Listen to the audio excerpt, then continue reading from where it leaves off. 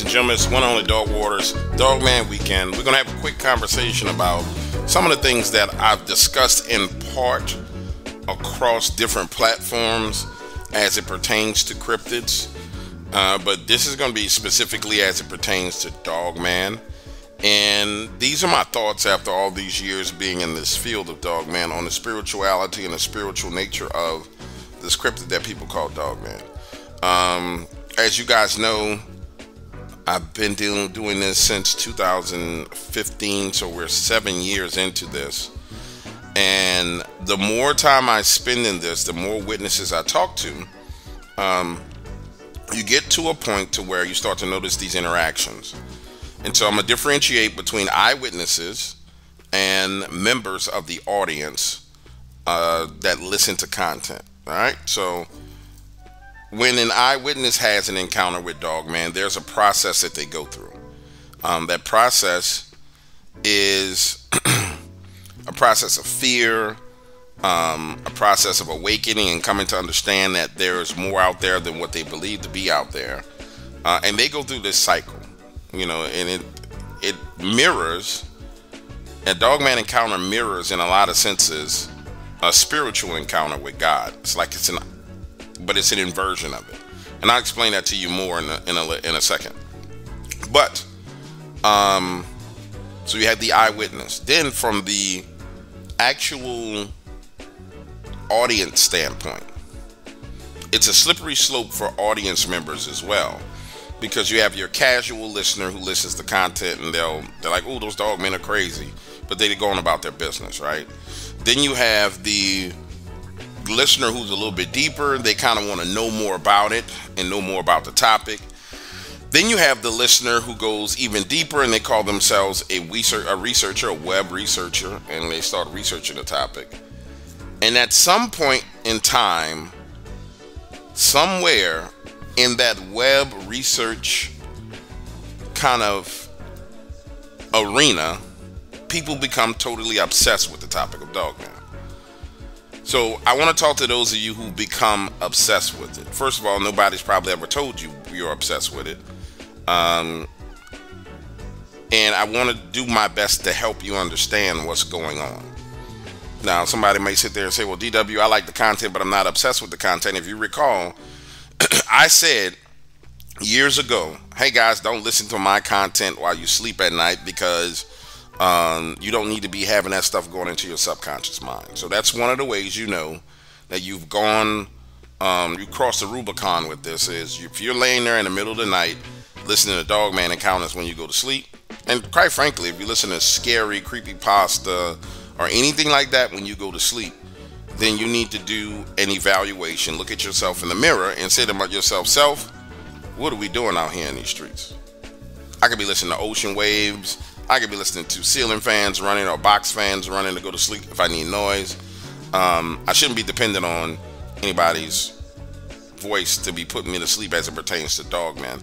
But nonetheless, I want you to do an evaluation and look at yourself and say, okay, what the hell do I have going on right here? All right, that's one of the signs that you've gone too far. And I'm giving you these things based on witnesses that I've talked to and people who come to me for help because they found themselves being totally infatuated with this. Now, another way to know if you've gone too far is if you're a member of an audience and you find yourself attacking other people about Dogman. Not your favorite YouTuber going out and defending, just to pick a name, like let's say Josh Turner has a beef with somebody, right? And you're defending Josh. That's one thing. You know, that's your favorite YouTuber. I mean, you're a part of his audience. You may be contributing money, blah, blah, blah. So you have a vested interest in a person. And that's understandable, right? When your interest is so vested into a cryptid that you find yourself arguing points about a cryptid, arguing points, let me rephrase this, arguing points about a monster, then I need you to reevaluate where you are and where you stand. Because you're in a very, very dangerous spot.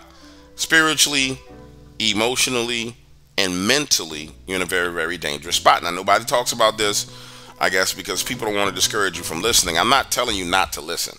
What I'm telling you is be conscious of where you are in this process. Because here's what happens to those people who go way too far. Those are the same people that contact me and say, hey, I want to have an encounter and I want to get some coordinates and I want to go there. Some of those people go and they come back and they experience what they wanted to experience, and their life is never the same. Some people have gone, I never heard back from them. Truthfully, never heard anything back from them. Some people have gone, found what they were looking for. The stress was so much that they went back home and it damaged their relationship. Some people have gone with their wives because it was a family idea, and then their wives have gotten possessed because there's more out there in the woods than just Dogman and Bigfoot. There's these elements that go to this that nobody really talks about. Field researchers will talk about it if they are a really excellent field researcher.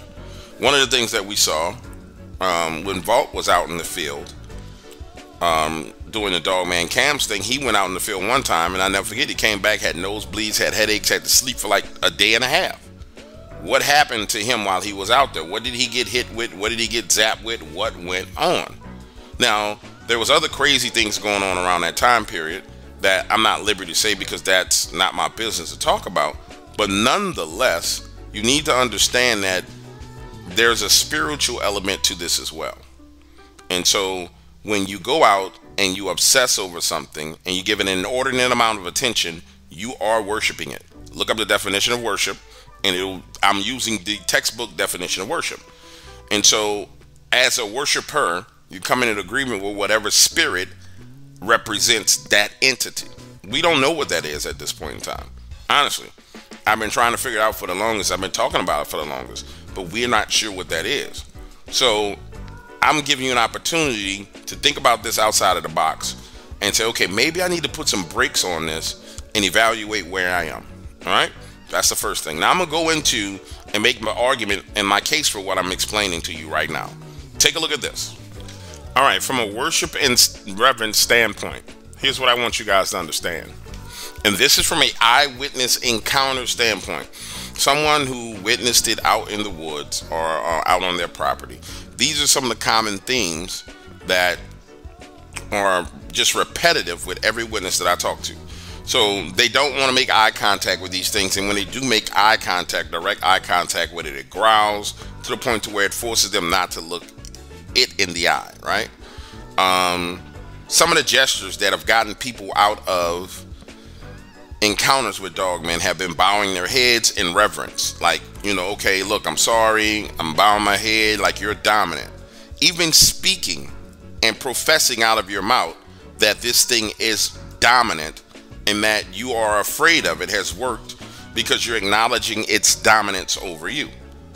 Another thing that's happened to many people who've been out in the woods, that have been hunting and ran into Dogman, leaving it a sacrifice, but this is a normal sacrifice is something that you give of yourself willingly, right? In this case, it forces you to leave that game as a sacrifice. You shoot a deer, you go into the area, it's in the tree looking down at you, or it's already taking your deer, but it's in the tree looking down at you, looking at you, looking at the deer, looking at you, looking at the deer, giving you the idea, the concept, the notion that, hey, that's mine. So it forces you to make that sacrifice to it. Now, one thing that's different from Dogman, that's different than Bigfoot, is they don't have altars. They don't stack rocks in the woods like Bigfoot does. Bigfoot does build altars in the woods, and any real researcher who's encountered a Bigfoot in an area where they live and you repeatedly visit that area, you hear those people saying, yeah, you know, they stack these rocks and I do gifting. Well, no, what you're doing is you're making an offering or a sacrifice. And if you listen to the terminology I'm using, you will understand the truth of what goes on with this and what's really behind this. Now, this is the most significant thing. When it comes to Dogman, there are literally chosen people who they allow to get close. Kurt Stokes was one of the chosen people that was, or Kurt Stokes is, I'm talking like Kurt is not here, he's still around somewhere. Kurt Stokes was one of the chosen field researchers that would go in and actually interact with these things at will. I think he took a lot of his videos down, but if you looked at Kurt Stokes' old Dogman videos, I mean, he caught him on camera over and over and over and over and over again. He went in there and came back out, and Kirk is still alive, right? There's other people that go into Dogman areas and they're run out, chased out, and don't come out. So they have certain people that they like and they don't like. So they have chosen people that they will interact with. What does that sound like to you? Giving reverence, forced sacrifice, chosen people. Just think about it for a moment. What does that sound like to you? All right, if that ain't make the case for what's going on, I'll go to the next one. Watch this. And this is all pulled from data. This is why having data about encounters is really, really important. Watch this. Let's talk about the fear that people experience when they're in the presence of Dogman, right? So any type of spiritual presence that people have when they have a spiritual encounter, whether it be with God or whether it be with something evil, there's certain things that you know are spiritual. For example, when you pray to God, you can feel the presence of God without seeing him, right? You can literally feel his presence come upon you. That presence in a lot of times manifests as cold chills or hair standing up on your arms. They call it the spirit of truth, right? When you're in the presence of God, you understand that you're experiencing something way more powerful, way bigger than you, on a level that is interacting with you spiritually, right? Now, go back to what Dogman witnesses proclaim. They can feel the presence in the woods without seeing it. When they actually, whether they see it or not, both of these happen when they can see it, and sometimes when they see it, sometimes when they don't. They get cold chills, the hair stands up on their arms, they get their emotions become heightened. The same thing that happens when you have an experience with God, you become emotionally heightened. And even in both senses, most of the times you're brought to tears. There's been Dogman witnesses. They even go to tears. They even go to tears live on interviews, right? And there's so much fear that they're brought into tears or brought to crying. The other thing that Dogman witnesses from their encounter, during their encounter, even after their encounter, they have a keen awareness that they're in the presence of a dominant force, something that totally dominates them. There's nothing they can do. They're screwed, right? But it's all in a negative connotation.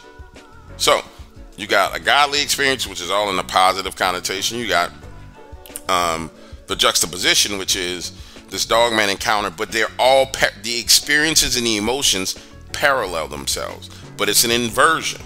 So I want you guys to, this is not going to be long, but I want you guys to just really sit back and think about what I'm laying out for you here. Because in the Dogman community, there's this flesh and blood argument versus this spiritual being argument versus this interdimensional being versus all the rest of this. Now, I remember years ago, this is what I was talking about. I had not quite articulated it yet. But if you understand these things, it really, really pulls out of all the clamoring and all the talking and all the chitter chatter. You really start to pull out very important things that for you can protect you, and for you gives you true enlightenment as to what you're dealing with. Because part of deception is working and dealing and living and participating in something and not being fully aware of what you're doing. So now this is information to help you really understand the true spiritual aspect of what happens and what people deal with. This is not going into the poltergeist activity that people have at their houses after they had a Dogman encounter, similar to what happens to Bigfoot witnesses when they have a Bigfoot encounter. This is just simply based on what eyewitnesses have expressed across the board, across channels, as it pertains to their encounters. These are all common things. You can turn on Vic Cundip's Dogman Encounters channel right now, and I guarantee you can listen to whatever video Vic put out Friday. It's going to hit a lot of these points. You can go to Josh's Turner's channel and go listen to him talk about a person's Dogman encounter. You go back months and listen, and it's going to hit all these points. It's just nobody's taking the time to actually compile it and present it in a format, in a manner in which it's easily digestible. So with that being said, guys, now that you have this information, what actually do you think this is? And what do you think is going on when people encounter these things in the woods? That is the question. I'm not going to tell you what it is. I'm going to let you come to that conclusion yourself. Because at the end of the day, we all need to come to our own conclusions. But I'm going to present you with evidence so you can see what's there. Some people are going to agree, some people are going to disagree. That's a part of the conversation. but I'm presenting you with the evidence that I have, and I'll continue to do it this way, so you can make up your mind.